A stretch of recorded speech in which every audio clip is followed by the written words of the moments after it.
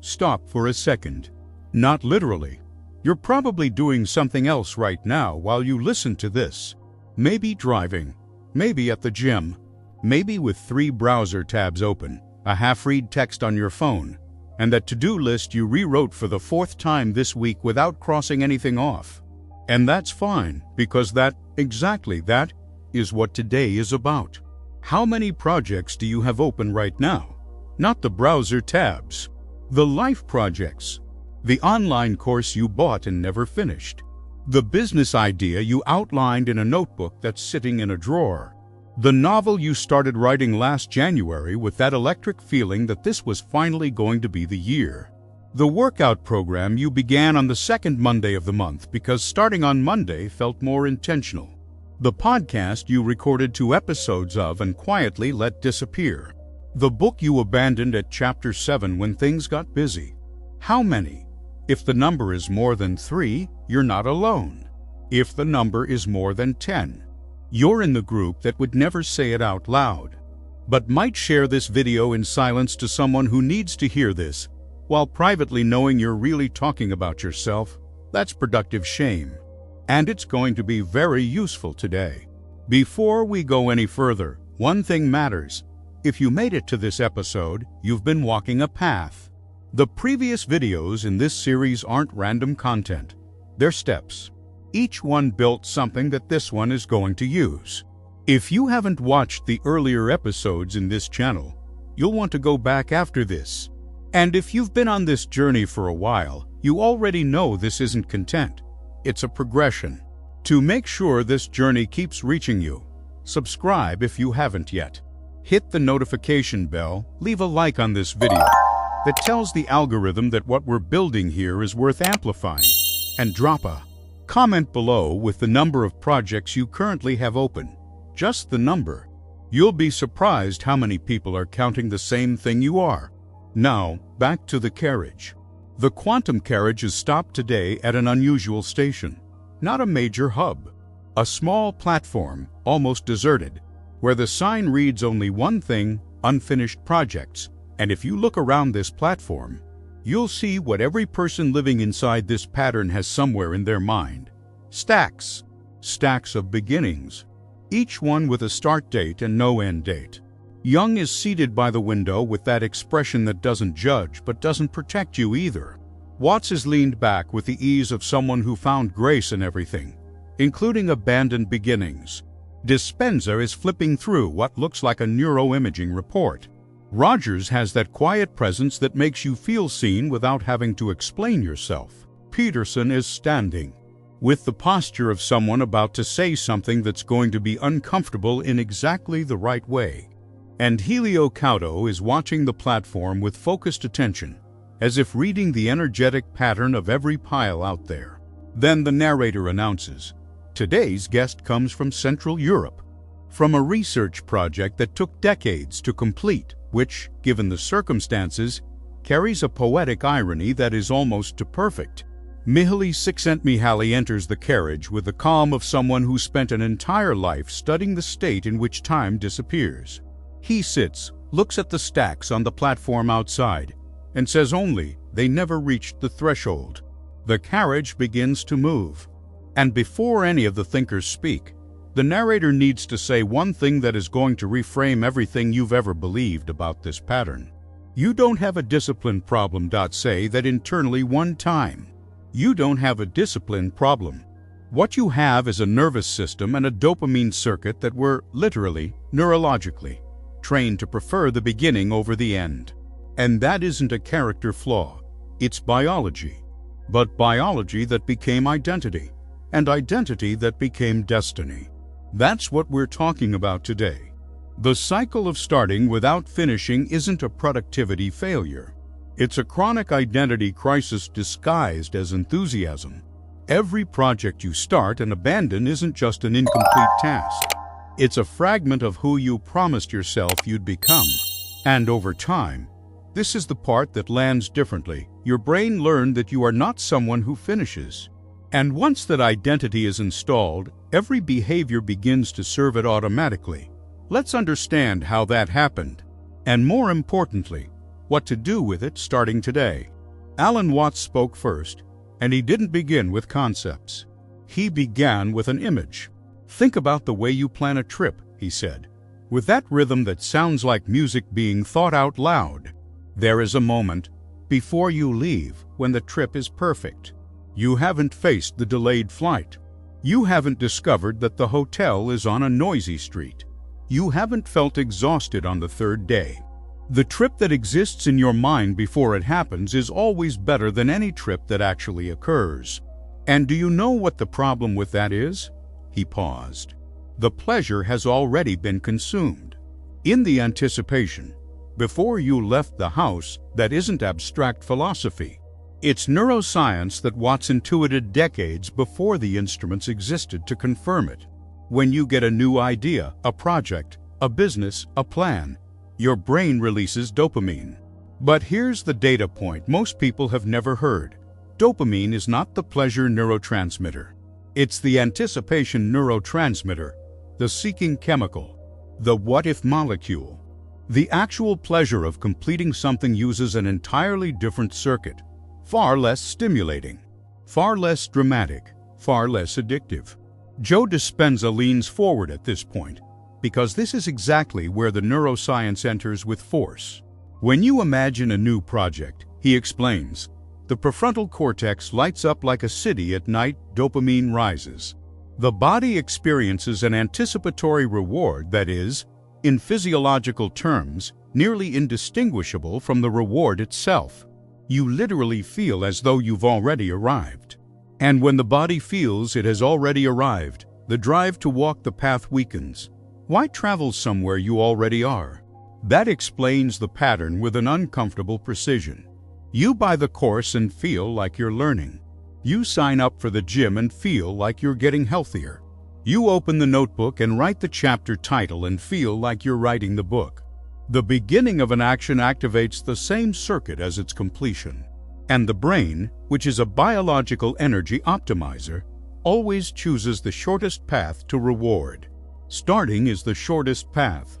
But this is where Csikszentmihalyi enters with the data that completes the picture. There is a state that human beings describe consistently as the most satisfying experience they can have, he says, with the precision of a researcher who spent decades collecting accounts under controlled conditions. Not the beginning, not the planning. Flow, the state of total immersion in which time disappears. Self-consciousness dissolves, and action and awareness merge into a single movement. That state, according to my data, is where the majority of people report the highest peaks of meaning and satisfaction in their lives. And what's the problem? The narrator asks, flow doesn't begin at the start of a task. It begins after an engagement threshold. On average, after roughly 15 to 20 minutes of sustained attention in a single direction. If you switch tasks before that threshold, and today most people switch in under 3 minutes, you never reach flow ever in any project, in any activity. And without flow, the work feels dry hard, and so you go looking for the next thing that will give you that new beginning feeling. It's a perfect and brutal loop. The beginning delivers dopamine. The middle demands effort without immediate reward. Before flow can install, you switch. The switch delivers new dopamine. The cycle resets. Carl Jung has been listening carefully to all of this and now speaks, not to contradict, but to go deeper. What your data describes, he says to Csikszentmihalyi, is the symptom. Neuroscience captures the mechanism. But there is a prior question that must be asked. Why would someone need this loop? Why would an intelligent, capable person with genuine goals repeatedly choose anticipation over completion? Silence in the carriage, because finishing is dangerous. Jung explains slowly, with the weight of decades of clinical work. When you start a project, it can still be anything. It can still be the book that changes lives, the business that succeeds, the version of you that you always wanted to become. As long as it remains unfinished, the possibility exists intact. But when you finish, when you deliver, when you publish, when you present, the possibility collapses into a reality. And that reality might not be what you imagined. It might be rejected, it might be ignored, it might be ordinary. And then, Rogers asks, with that characteristic gentleness that invites without pressing, and then the abandonment of the project isn't procrastination, it's protection. It's the ego protecting its self-image from evidence that might be devastating. This is what Jung would call a defense of the persona, the mask we build for the world and for ourselves. As long as the project remains unfinished, the persona of someone who could have done something extraordinary stays intact. Completion would put that persona at risk. And this is the point where the pattern stops being a scheduling problem and becomes an identity problem. Rogers enters with the piece that completes this psychological picture. In my clinical experience, he says, with that voice that always seems to say, I understand. Without judgment, many of the projects people begin are not actually their projects. They are projects of who they believe they should be.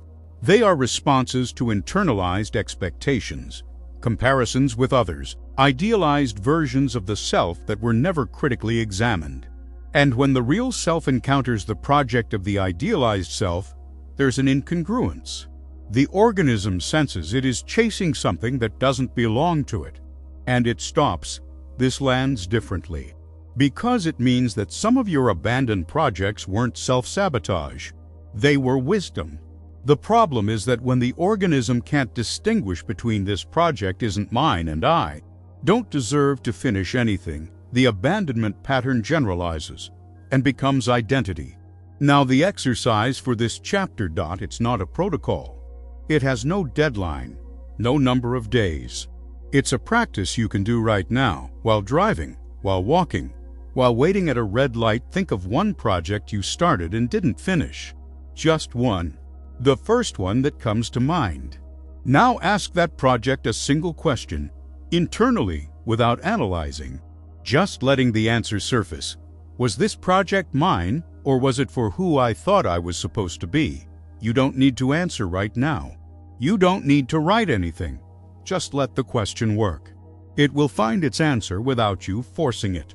And when the answer comes, today, tomorrow, next week, you'll understand something about that abandonment you never understood before. Do this with as many projects as you want. Not all at once. Gradually, no protocol required. There's a piece of neuroscience data that hasn't been introduced in this carriage yet. And the narrator wants to be clear.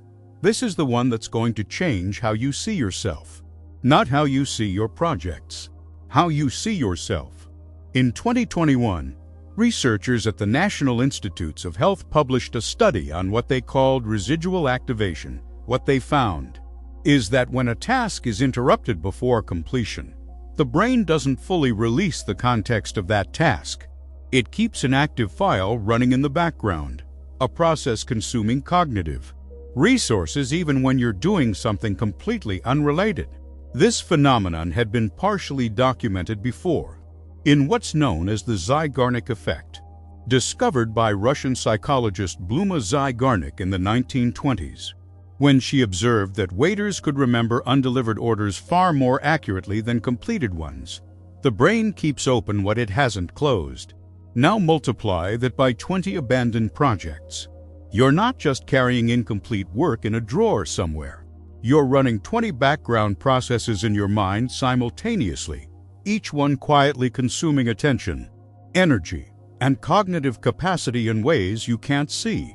That persistent mental fog. The difficulty concentrating even when the task in front of you is simple. The feeling that your mind is always full even when you're technically not doing anything demanding. This has a clinical name: accumulated cognitive load from incomplete tasks. And here's the data point no one is talking about. Every project you abandon doesn't just leave an open file. It registers a micro-defeat in your self-image system, not a dramatic defeat. A micro-defeat. But micro-defeats accumulated in series create what neuroscientists call generalized learned helplessness. The trained inability to believe you can complete anything, because your behavioral history consistently contradicts that belief. Dispenza enters here with surgical precision. What I'm describing in terms of neuroplasticity, he says, is that the circuits that say I don't finish things get thicker with every abandonment. The myelination of the neurons executing that pattern increases. Literally, the brain becomes structurally more efficient at not completing. Not because you're weak, because the brain is an efficiency machine that consolidates what is repeated. That is simultaneously the worst and the best news. The worst. You have been training your brain for this for years, maybe decades. The best. Neuroplasticity works in both directions. What was trained can be retrained.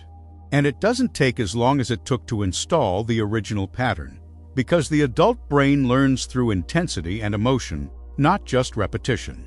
Watts steps in with that lightness that cuts deep. What you're all describing, he says with a smile you can almost hear, is the paradox of modern man. He has accumulated more productivity tools than any generation in history. More apps, more systems, more frameworks, more methodologies. And he is more incapable of completing anything than his ancestors who built houses with their bare hands. Because the problem was never the tool, it was the relationship with time, with process, with the present. Peterson enters with the voice nobody asked for but everyone needs.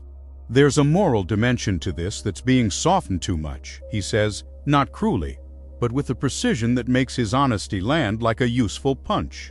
Every project you abandon is a broken promise. To whom? To yourself. And the person who consistently breaks promises to themselves loses something far more valuable than time. They lose self-trust. And when you don't trust yourself, you can't commit to anything real because some part of you already knows you'll betray the commitment. That's hard. And it's fair, not as accusation, as diagnosis, because the antidote to that isn't willpower. It's small, real completions. It's restoring, through concrete behavioral evidence, the trust that the abandonment pattern has slowly eroded. And this is exactly where Csikszentmihalyi has something fundamental to say about how flow connects to all of this. In my research, he says, the individuals with the highest indices of subjective well-being were not the most talented, not the most disciplined. They were the people who had the most experiences of completion, of flow reached, of tasks taken all the way through, not major tasks, tasks of any size, as long as they were finished. The brain that completes learns to trust the process. And when it learns to trust the process, it begins to tolerate the middle, that difficult stretch without dopamine, without flow yet installed, because it carries the memory that the end exists and is worth reaching. The memory of completion is the most underestimated resource in human development, and you can begin building it today.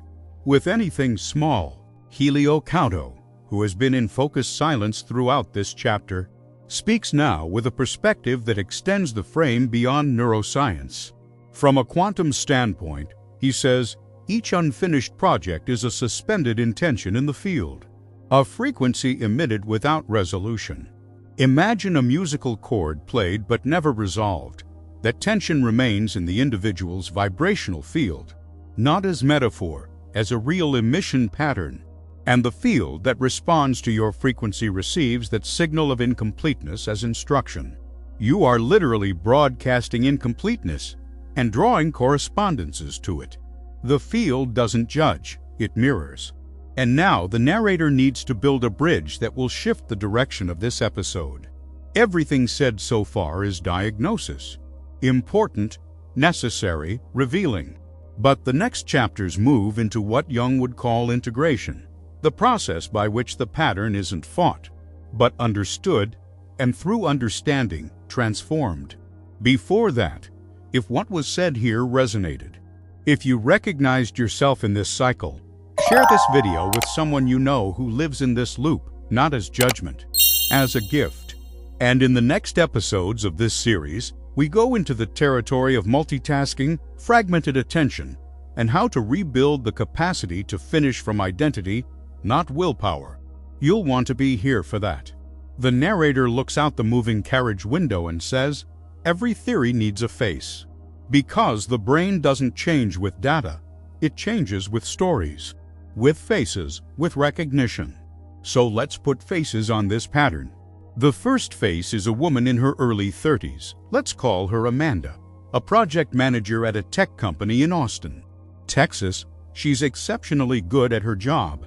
Organized, efficient, capable of managing 10 simultaneous deliverables for other people.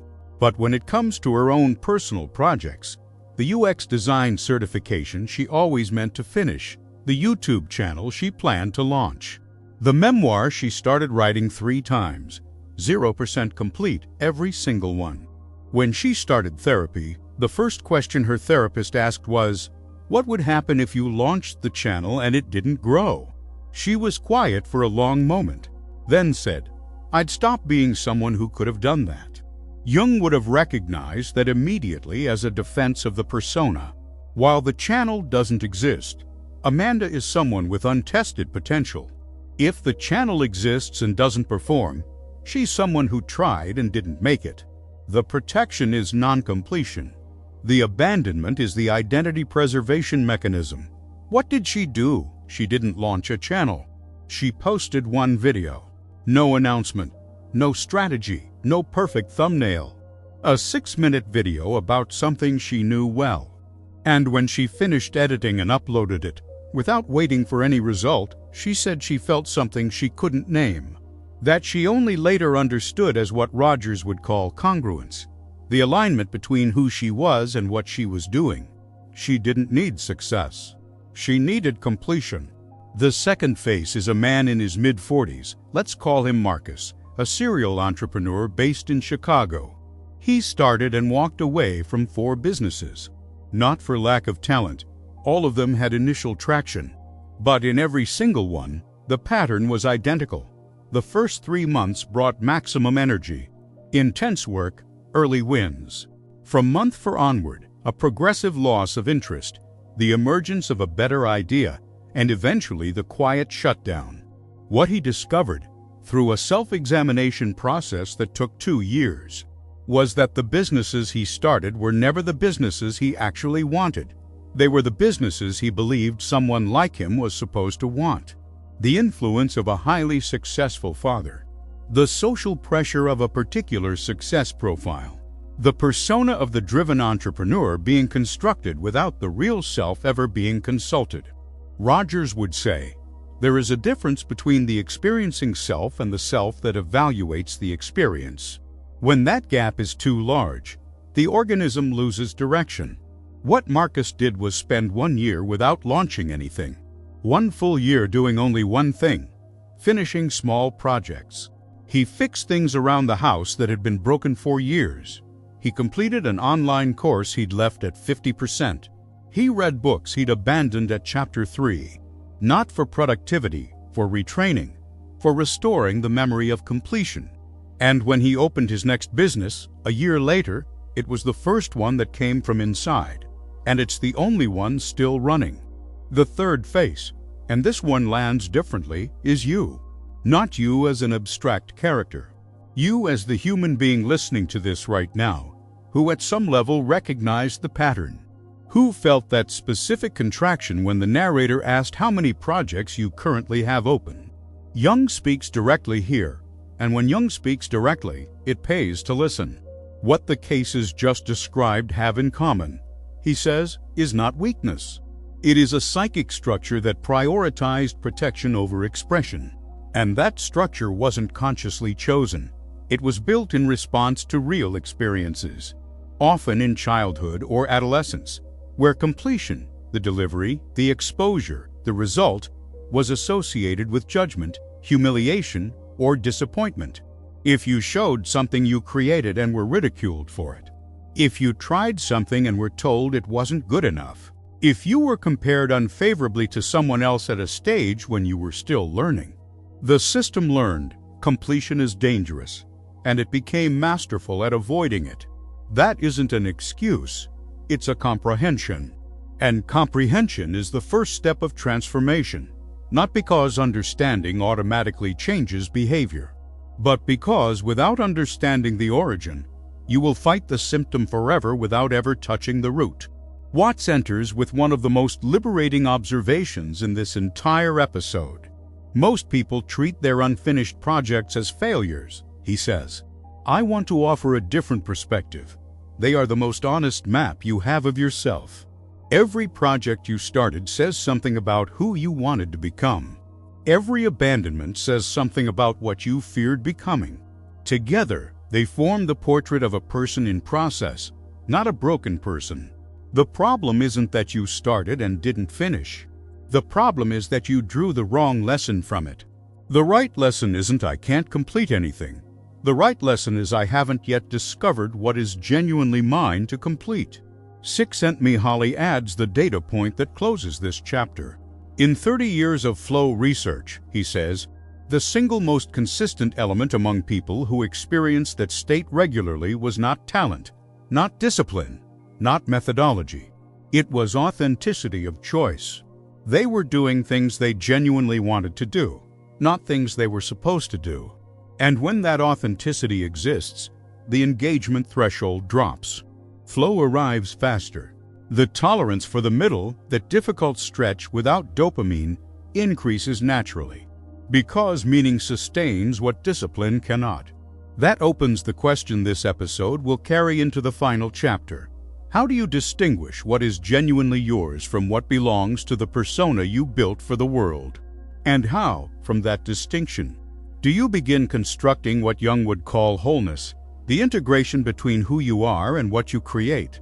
The carriage slows, not stops, just finds a deeper rhythm, as if the speed were proportional to the weight of what is about to be said. Jung speaks first.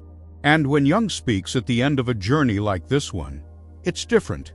There's a different quality in the voice, more direct, less academic, more personal. For decades, I studied what I called the individuation process, the path by which a human being genuinely becomes what they are, not what they were conditioned to be, not what they were taught to value, what they are in their deepest nature. And what I found is that the cycle of starting without finishing is one of the most common forms of resistance to individuation. Because finishing requires you to take a position, to say, this is what I made, this is what I am capable of, this is what I offer the world.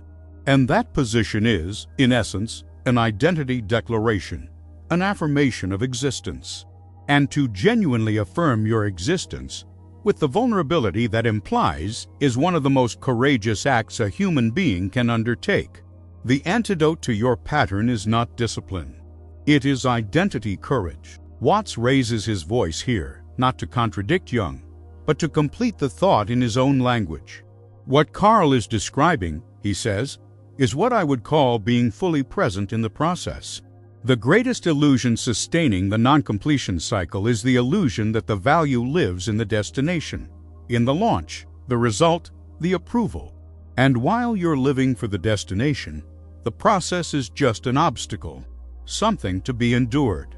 And what you endure, you abandon when the cost gets too high. But if the process is the destination, if the act of writing is the point, not the published book, if the act of building is the point, not the valued company, then every moment of the process has complete value in itself, and you stop needing external validation to justify continuing. That isn't an instruction. It's a reorientation of value. And it doesn't happen all at once. It happens through repeated experiences of being present in the process, which is exactly where flow lives.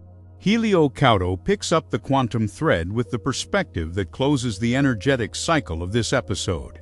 Every project you complete, he says, regardless of its size, closes a vibrational loop. It resolves a tension in the field. And a field with fewer unresolved tensions has more space to receive. Abundance, in any dimension, financial, creative, relational, flows more freely toward a field that knows how to complete. Because completing is, vibrationally, an affirmation that you believe in the process, that you trust what you begin. And the universe, he concludes with a simplicity that only sounds simple, responds to trust with collaboration. Peterson closes with the element nobody wants to hear but everyone requires. There's a cost that hasn't been named yet, he says. Not the emotional cost.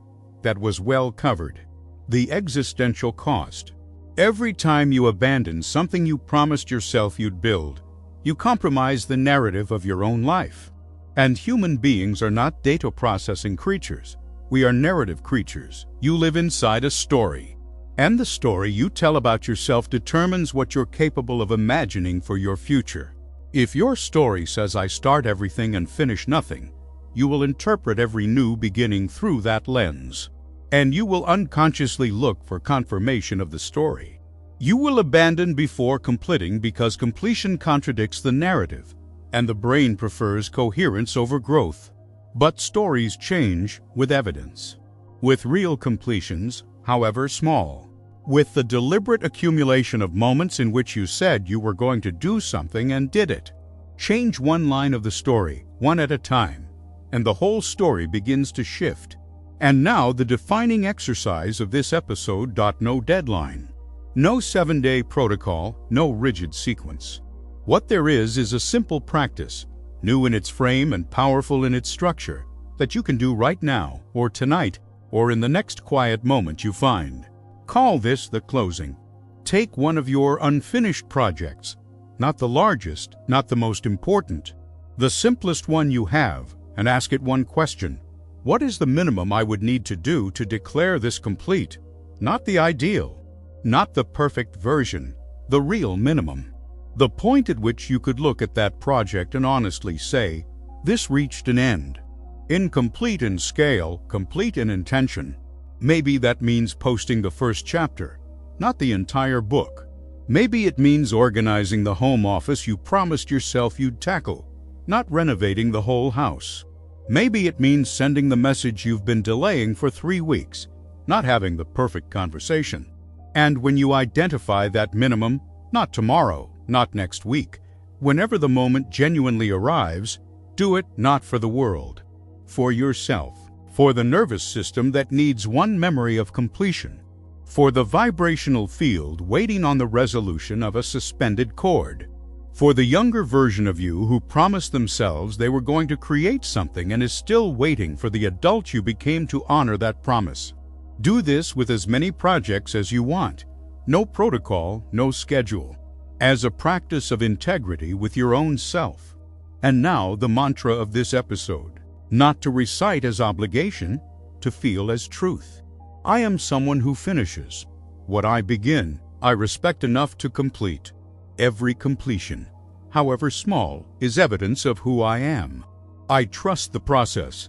I trust myself. Say it as many times as you want.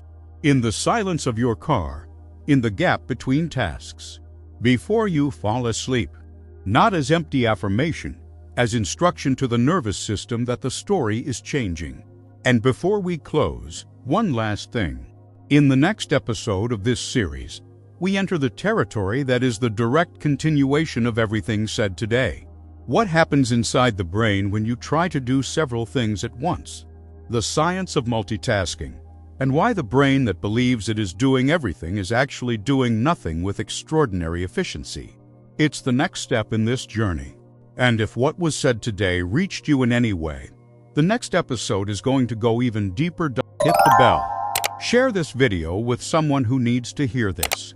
And leave a comment with the number of projects you currently have open. And if you want, the name of one you're going to close first. Because change doesn't start with the perfect project. It starts with the first real closing. The carriage keeps moving. The passengers remain. This journey doesn't end here. It deepens. I am the quantum architect. And you didn't find your way here by accident.